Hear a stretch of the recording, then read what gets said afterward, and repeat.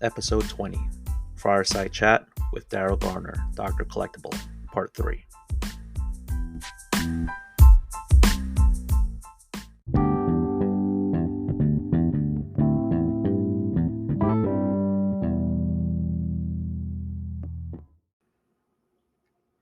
Hey, Card Fam. Quite a cliffhanger at the end of Part 2, maybe? So we are now in uncharted territory here with a Part 3 of Guest Chat because the good doctor and I went 2 full hours. For some of you, you'll love it, and for others, it's just way too long for a fireside chat. And I will say this, though. I am trying to get better as an interviewer, or maybe better to say podcast host, since I'm really trying to not go for like a full interview style. But I'll also admit I'm not a pro at this. Heck, even the ones who are quote unquote pros at it, it's not like we are making money and quitting our day jobs for these podcasts. But the thing is, I love diving in deep, really getting to know a guest, who they are, what they're about, what their motives, their dreams, their goals, all of that. And if they're willing for them to be vulnerable, to show a glimpse of them that they might not otherwise in short form content. So, for example, I know that when I go to the National in less than 2 short weeks, when by the time I record this and publish this out, I will meet a ton of hobby Instagram friends and I will chat with as many of you as I can. I promise I'm not going to hi hat anyone, and I absolutely do not think that any one collector is better than another or that one person is better than another. That's just not how I operate. But of course, you might notice with me, civility is important. But I imagine some of you won't be talking with me the way you would online because that's, I just feel like social media, that's the humanity part that's just stripped away. But going back, I know I will want to talk to everyone and have this urge or itch to want to pull some folks aside and press record. But I know that when you just make chit chat, it really is just surface level. There's no getting deep into a 5 or 10 minute conversation. And I will very much say that in, being on podcasts, whether I'm the guest or the host, that the time really does just fly by so quickly. And it's easy to look at the clock and go, like, where did those last 30 minutes go? So, okay, so having said that, going back to part two's cliffhanger, which, yes, I did intentionally edit in that way, but we were just about to start talking about Jeff Wilson. And this goes back to the diversity in the hobby, where he made some comments that deeply hurt some folks in our hobby community. And I've alluded to this in a past episode, and I won't rehash everything here, much like I didn't do that the last time. But I will say this, okay? I do not think Jeff Wilson is a bad person with bad intent. Now, I say that with the caveat that I've never taken his sports card investment advice and got burnt by it. I will admit that I returned after a 10-year hiatus back into this hobby space after the rise of, his channel, The Sports Card Investor. But when I see his content, I see the investment advice, but I also see polished content, positive content. He's creating content, which until, you actually try it, you don't realize how hard it can be. Again, that's what this whole podcast is about, trying to understand that unless you try something, you don't really know, like, deep in your bones how hard it is, and that maybe the criticism is sometimes potentially unwarranted. And, it's just my belief that we do need more men and women in the arena so that, we can really have more empathy for each other. So that said, I also understand that there's this term toxic positivity, because this is a question I've gotten quite a few times over the past few months in hobby Instagram, through DMs and comments. And toxic positivity, for me, the way I perceive it, can be summed up by the meme where there's this cartoon dog smiling with his tongue out while there's a fire in the background consuming the room. And he's like, everything's fine. You know, it's just my belief that positivity is a good energy, that toxic positivity is, well, I guess it's toxic. It's just being unrealistically positive. And I guess for some folks, the current state of the hobby is a huge dumpster fire with the dog smiling and hung out saying everything's fine. And I don't know, like, maybe it's not, please let me know. Tell me by DM or emailing me or talking with me. But I do know that if you're purely in this for the money, again, you're likely not listening to this because I don't give that type of content. But those arbitrage opportunities that were once there a couple of years back just aren't there anymore. And the retail wax, and I'm really sorry to pick on your retail wax here, but the pictures of ransacked retail shelves at Walmart and Target are now replaced from the past, are now replaced with the current pictures with a cornucopia of retail shelves brimming with retail wax at the same retail establishments I just mentioned. And I'm not I'm really not trying to hate on the people who buy retail wax or do that or try to flip it, but and if you like retail wax, please by all means enjoy it. I'm not here to, criticize that, but the people who stalked the stock clerks, no, that's funny, stalked the stock clerks, stalked the stock clerks of Walmart and Target, they might have left the hobby. I don't know, but it's just my opinion that it doesn't mean that it's a dumpster fire. And of course, with social media, everything gets amplified and, everything's wonderful, everything's terrible, and there's no in between. But again, it's just my opinion that I think it just means the market is normalizing back to a reasonable level. Again, I came where things were slowly on the decline. But no, I get it. Like, people are not happy if they took advice from an influencer. So back to Jeff Wilson, and the reason I bring this up is because we talk about him, the cliffhanger at the end of part two and the start of part three. But do I think he's toxically positive? I really don't. And I want to be very clear. He and I don't know each other. We've never met. I know I'm trying to do evergreen content, but we are at a crossroads in the hobby with a lot of things that are changing and just so much is happening. Like every week, something's happening. And he's not asking me to say any of this. I don't even know if he's going to listen to this, but it does go towards content creation. Okay. And that's the main theme of this, right? This is the chapter episodes. These are the guest episodes about content creation. And when you make content, once it's out there, it's out there. Sure, you can try to delete things, but for the most part, once it's consumed, it's consumed. And you don't know how the consumer is going to take it. I've talked about the cookie in the past. Well, maybe the soup. I don't know. I'm gonna talk about both. Okay. Some people like their cookies crunchy. Some of them like them soft and chewy. You can't make everyone happy. But when you make or bake the cookies, the hope is that you bake them so that people don't get sick, right? Or like there's no ill intent to try to like harm someone with baking your cookies. Same thing with content. And again, let's just go with the soup analogy. I've called my soup with the Goldilocks analogy. For some people, it'll be too hot. For others, too cold. For some people, hopefully, it's just right. And thank you if you've binged or if you've listened to a lot of my content. Thank you for doing it. Hopefully, it's the right temperature for you.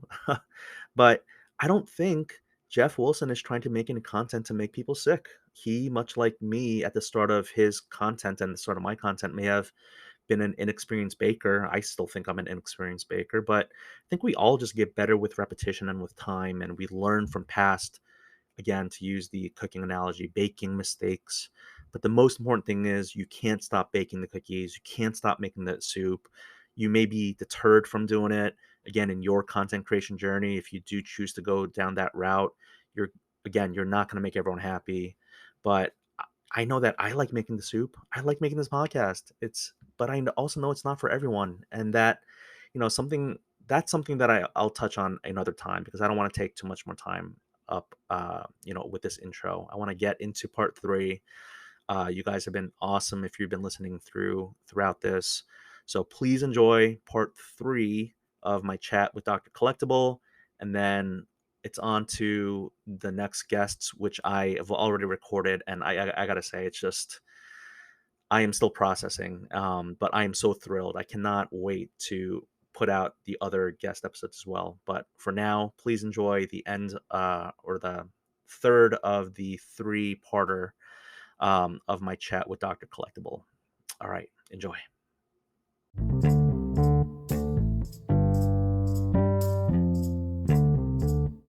I think that's fantastic. I think it just grows the hobby. It grows. We want our hobby to be uh, in the zeitgeist, in pop culture. So anything that gives us exposure, I think is great. And yeah, I won't. I mean, if you want to, and I'm not trying to put you on the spot, but if you did want to say something about the whole Jeff Wilson thing, because we were talking about race in the hobby, this is your time if you want to. If you don't want to, I totally respect that as well.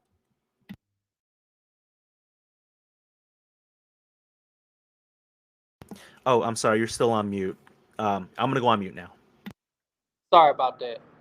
Um,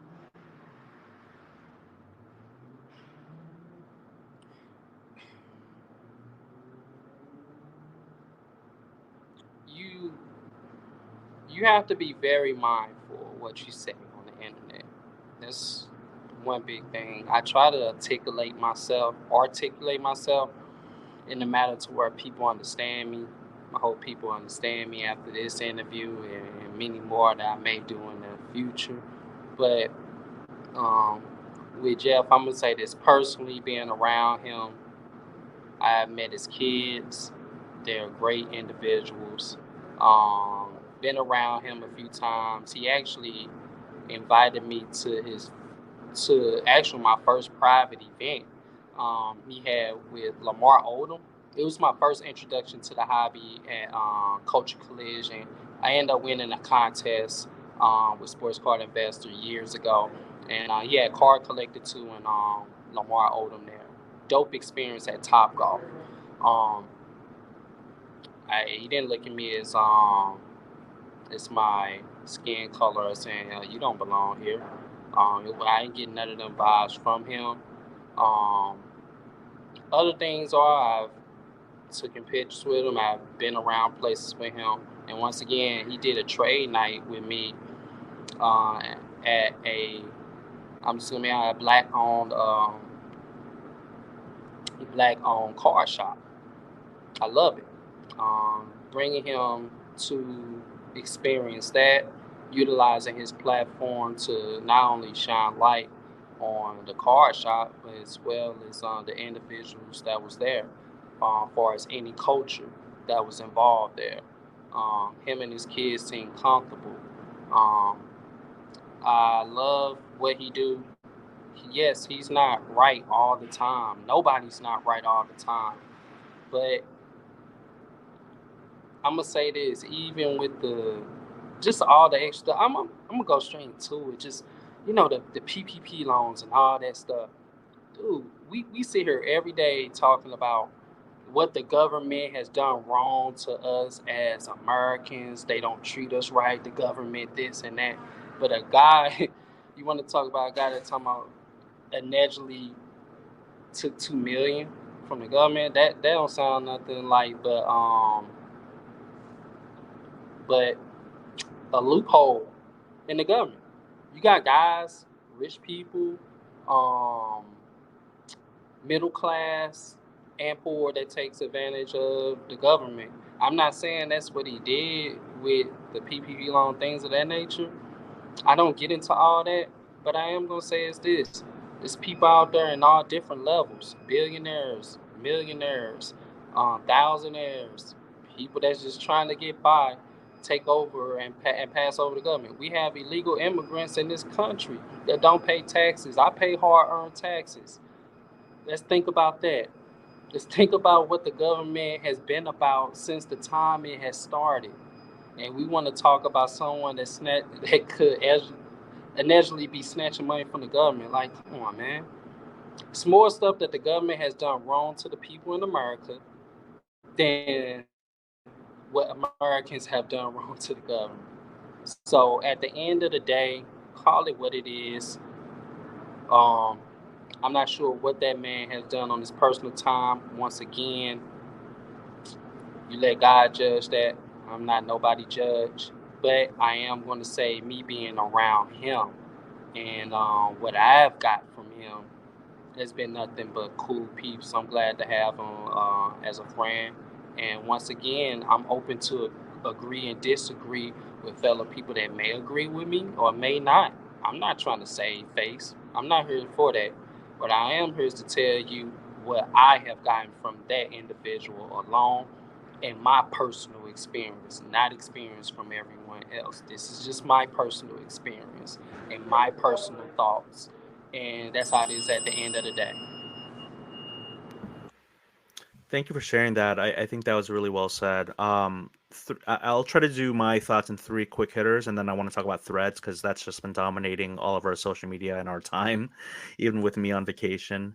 One, I think that, and some of this can be a repeat of what I said in the past, but I know some people, this may be their first episode or third episode.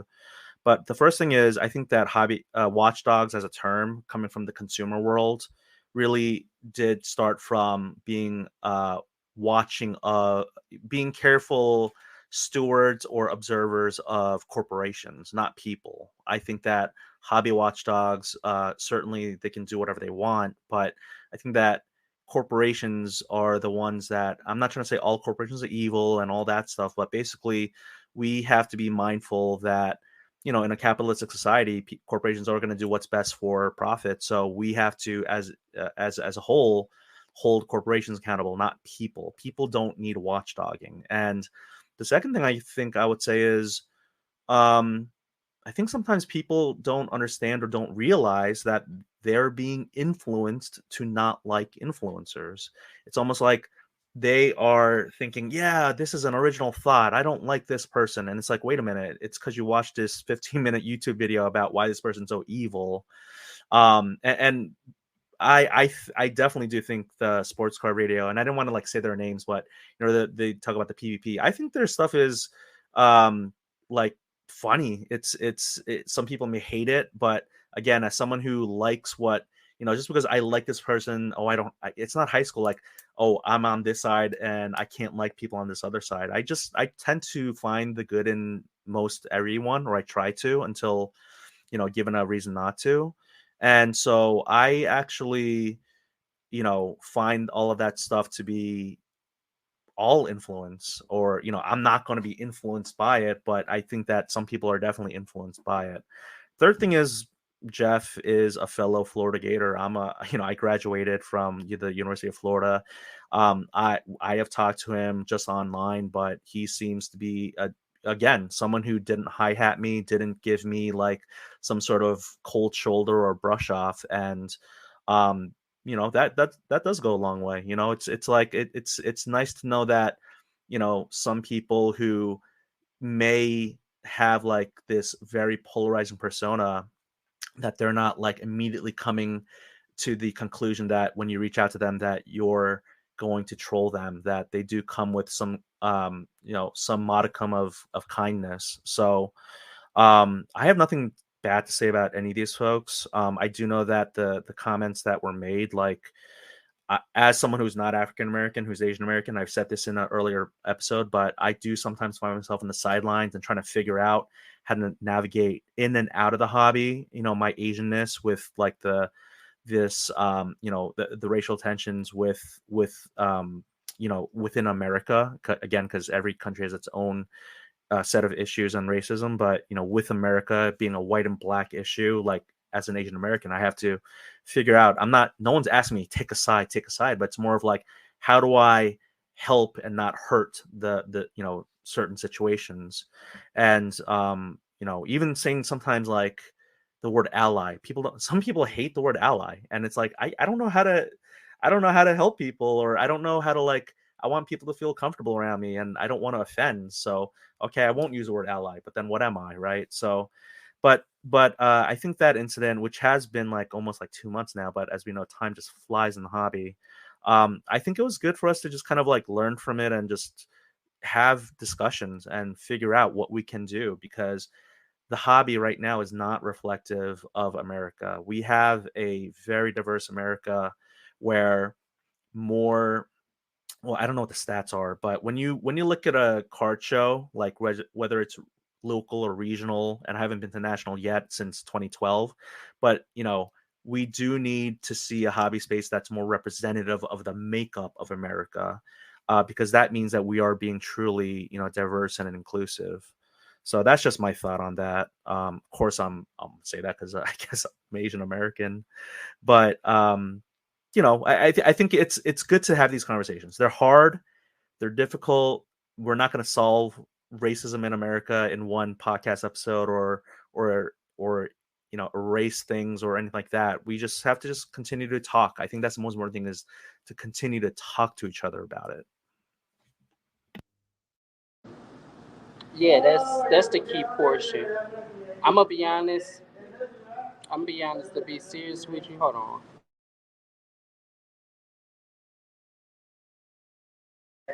So, yeah, to be serious with you on this and to let you know, like, my complete thoughts, any day I would rather be on the hating side of anything than to do the hating.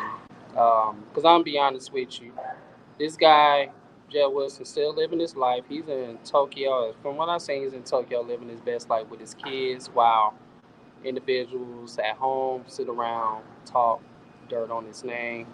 Once again, I'd rather be on the receiving side than to be the one that's dishing dirt.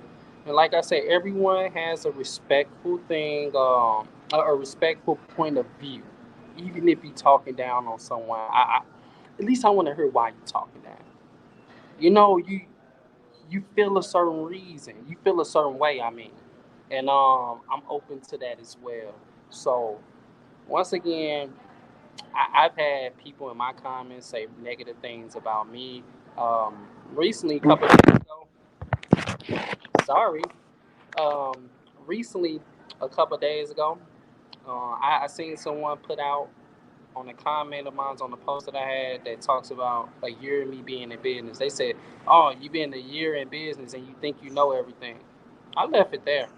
I used to delete stuff like that, but then now I just like, say if there's a point in your life where you're starting to get like 2 to 3 thousand comments, you're not gonna be able to go back and read that stuff and delete it, or not even entertain it. So for me now, I keep all the dirt on my page, leave it as what it is, and go ahead by my day.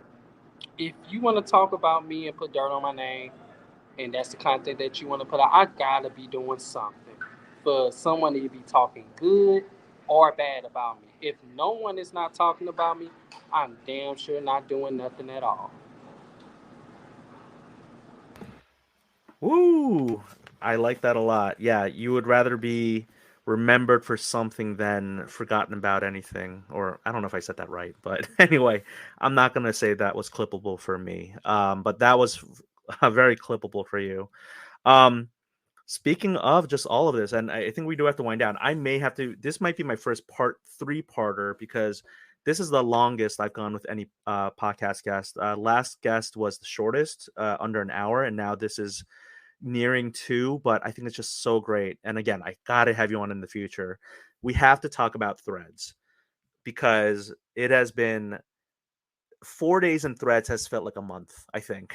And again, part of that time was like me on vacation, but it's just, I did not get into Twitter. Like, I will be straight up.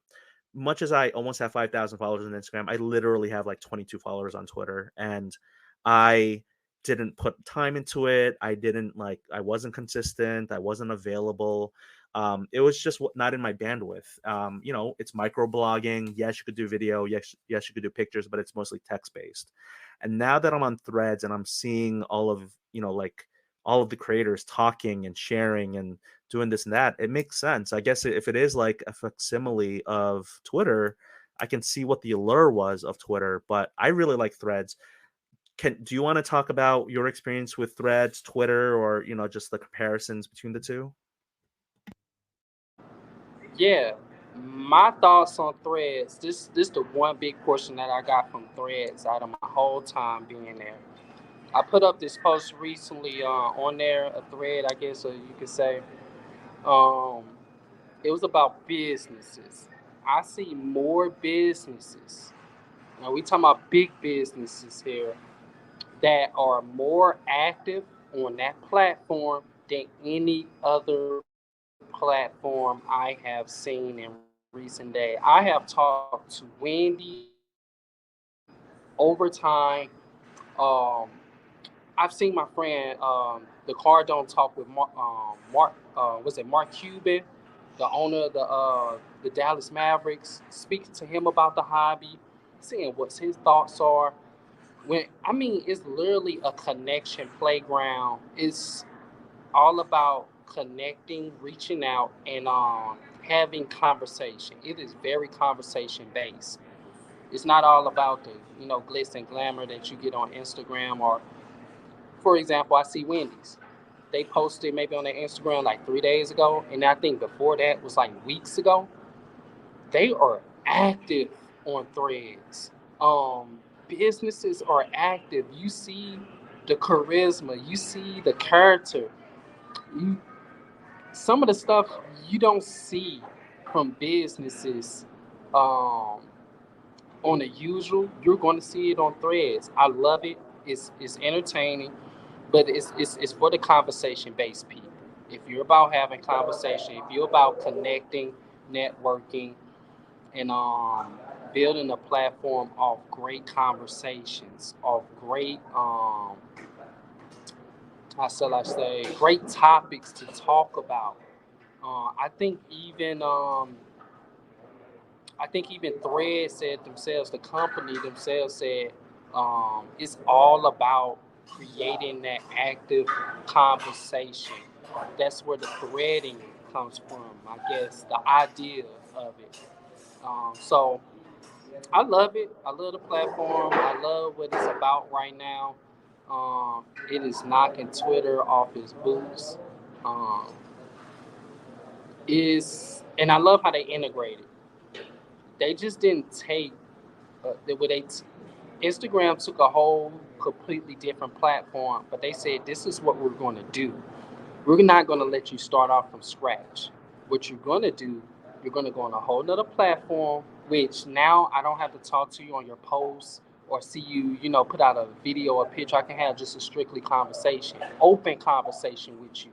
Not in the comments, but an open conversation. But the other thing was you're going to be able to follow everyone that you follow on Instagram.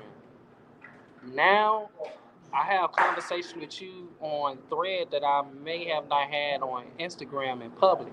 We may have had that on the DM. Now we're talking in public, and people are being able to engage in these conversations. So it's been a few days. It haven't been long. It's just starting off. It may slow down, but for now, it's popping.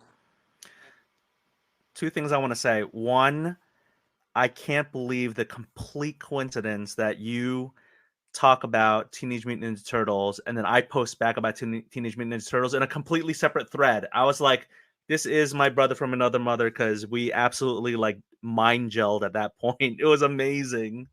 It's like that meme where you see, or that GIF where you see them like looking at the math problem or something like that. From I forgot what that movie called when they was in Vegas or whatnot. You probably know what I'm talking about, but like I be seeing the GIFs and the memes where like, we was trying to put two and two together. Like we literally posted about Mutant Ninja Turtles and two different topics at the same time, and we had to look at each other threads like, wow. But that's what it's all about, that's how active it is. I glad. Yeah, and we were already talking about doing this potential podcast, but once that happened, I think we were like, man, we got a good connection, and I knew you being who you are that we were gonna have a great conversation. But I'm so glad, and I think if I'm not mistaken, that movie was like The Hangover, where Zach Galifianakis is like trying to do the numbers at the craps or blackjack at the casino. So, which was a great character that he had, of course. Go Thanks for ahead. having that one. Yeah, yeah, yeah. I got your back on that one. Yeah, I'm sorry. It's oh my gosh. I'm so glad we finally figured out how to mute and unmute so that we can hear each other too. Because I'll definitely put a disclaimer in the beginning for this three-parter that the audio we were initially having the audio issues. I turned the dryer off. I did write a note here to myself: start the dryer back up as soon as we're done talking. So, but no, threads. I totally agree with you. There's a lot of engagement. You know what? The second thing I wanted to say to that, though, was the glaring admission, at least as of July 9th, and who knows when they're going to join Threads. But Panini America apparently is not on Threads yet, which is pretty amazing if you're a corporation within the hobby. I mean, what are your thoughts on that? Hold on, repeat that again one more. So, yeah, sorry, I saw that you were freezing up there a little bit with the frames. You might have not heard the audio, but when it comes to the businesses being on threads and being the new digital playground where everyone's connecting and having conversations and networking, it's astounding to me from a hobby perspective that Panini America is not yet on threads. And I don't know if you knew that or not, but I was wondering if you did know, like, what are your thoughts on the biggest, the biggest card manufacturer not being there in the hobby on threads? That lets me know why I am talking to fanatics on threads more than them. That that that uh, that explains everything. They're not. I have talked to fanatics and fanatics live more on threads, just being interactive.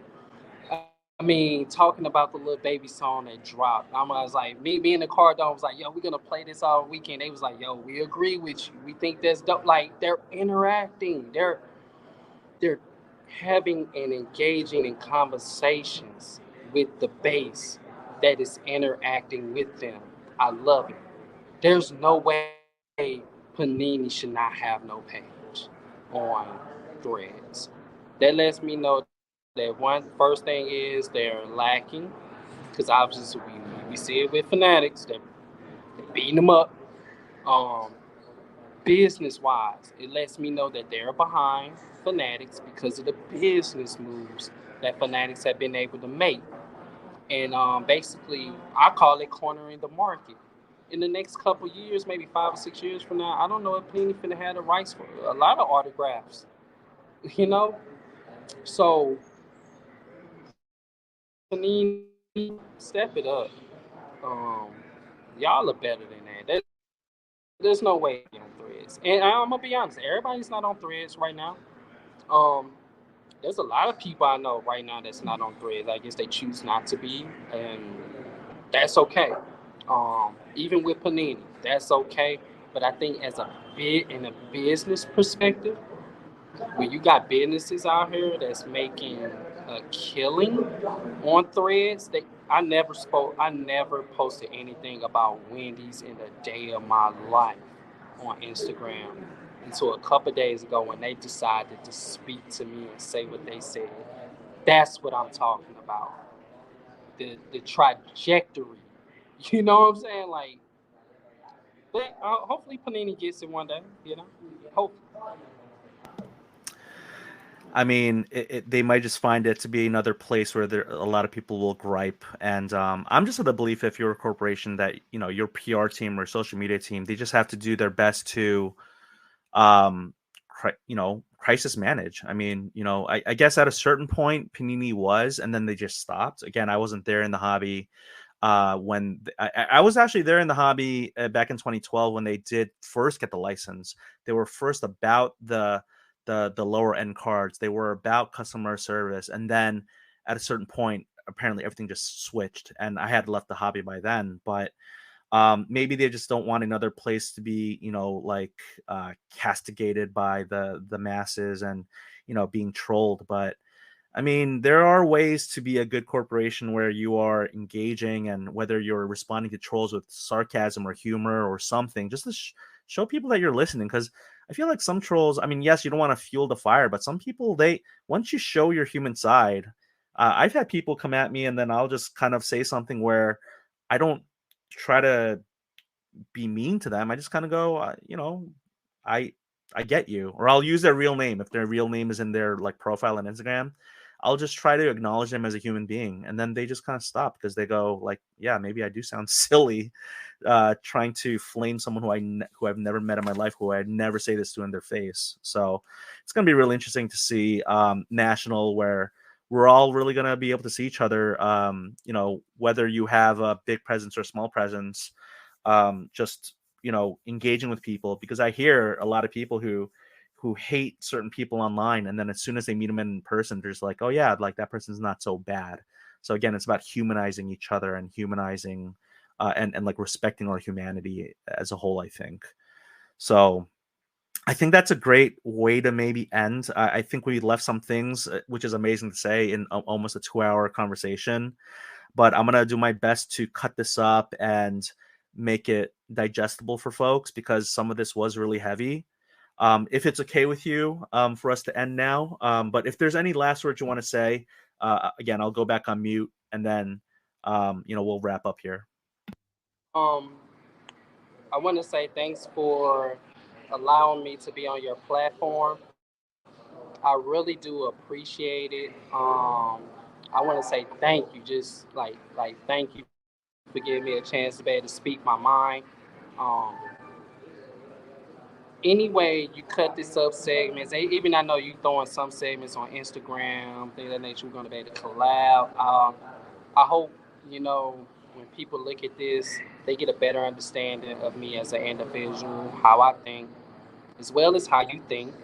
And once again, agree to disagree. Feel free to say what you want in the comments. Feel free to speak your mind after looking at this. I hope people get a different perspective. I hope people can hold on. Also, I hope people can yeah, I'm at a restaurant. I'm sorry about that if you heard that. Hispanic restaurant that is as well. But yeah, I hope people be able to, get an understanding of who I am after looking at this and knowing that you can be a businessman or woman, you can be a kid or adult. Just have the imagination, put the groundwork into what you want to do. When nobody in the hobby thinking about the car diary until you thought of it. Trust me. So for that, if you got a dream, it's something that you want to do it. If you want to partner or work with me as well, I am an open book. Um, I'm all about success. I'm all about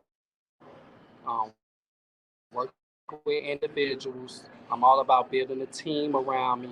It's something I said on threads as well some days ago. It's great to have a team. You want people around you to put you in a position to win. But also, when it's time for you, put them in positions to win as well. Put them individuals that helped you get to the level that you are to also help them out and get them to win on their course of life as well. Not just utilize them, but building a circle of success. That's what I'm all about. And I hope, one day we're able to look at this, 10 to 15 years later on a yacht and say, hey, we did it. So that's where I'm at with it, man. That is so funny you say that because on my family vacation, I was on a pontoon. So I was not on a yacht. I was not on a white party, Michael Rubin's mansion. Actually, you know what? If it wasn't for the family vacation, I would have been at the white party. You know what? My invitation just got lost in the mail. That me and Blaise, we just had things to do. So I was on a pontoon. I'm a little bit more tan than I am usually. I will say I do hope that we look back. I hope we have a long, wonderful hobby friendship and in and out of the hobby. Likewise, thank you for being here, Darryl, Garner, Dr. Collectible. You've been an excellent guest. This is why we went 2 hours. Your time is much appreciated on this, and let's continue to learn and grow together, my brother. Like you are just good people to me. Thank you so much. Thank I trust me. I remember the day when we first started talking on Instagram, trying to figure each other out. Like, what do you do in the hobby? What do I do? How could we help each other? We even talked about the national way before even all this what we had going on. Trust me, I remember them conversations. I remember about everything about content. That was months ago. But I don't forget none of that, brother. Thank you for continue to be you. I hope I pray not not to get religious, but I pray to God that you get some type of success, um, some type of guidance, some type of something that comes your way this year or the next following years. Because I've seen you generally put the hard work on your content, and you getting better and better every single day. For real. You Coming from getting you, better. that I means a seen that lot. So, you did with K Boy, bro. That was genius. That's dope. That's creativity. That's what I'm talking about in a hobby, man. That what was are you dope, talking about? man. Like the was it the video that you have on your page now? It was the mimic video that you did Oh, recently. the imitation cage imitation. Oh, yeah. I asked him like he was I'm not going to get into too much of what we said, but I will say he was like, I thought this was supposed to be funny, and I'm like, oh my gosh, that's such a roast. I thought it was funny. I took some things out because my wife was like, you can't say this, you can't say that, or you shouldn't say that, and I was like, you know what? She's my maybe my she saved me from saying some really bad, crazy things or funny things, but just like maybe over the line. But I gotta say, in general, thank you for saying that. From coming from you, that means a lot. I've definitely picked your brain about content in the past too, and I learned from folks like you. This is why I want to have people on, is so I can learn, not just the audience. I can learn and become a better whatever it is. And so for today, it was about content creation and social media. You've been an excellent guest. So I hope and pray that for you as well. You've already got great things happening. Can't wait to see it at national. And thank you so much for your time. This has been truly, truly a pleasure. Thank you, man. 2 hours. This is maybe the longest I've done for us, but it's been a great and longer. 5 phone calls, about 7 text messages and everything. So I'm responding back to like family, friends, things of that nature. But I have to take my time out my day to do this with you. Let me know whatever you need from me, anything for us, posting on Instagram, whatever content. I know we're gonna kill it. I think we're gonna put out some good segments as well to the audience. And thank you, brother. All right. Thank you so much. And if we couldn't hear you at the end, it's because I forgot to put myself on mute. But have a wonderful evening. And thank you to all of you who are listening. Again, I really don't do a good job of ending my episodes, but for folks who've been listening to all, I think it's going to be 3 parts, but for all 3 parts, thank you. You guys are awesome. Hope you learned something from Darryl, Garner, Dr. Collectible. Y'all have a wonderful rest of your day. Ciao.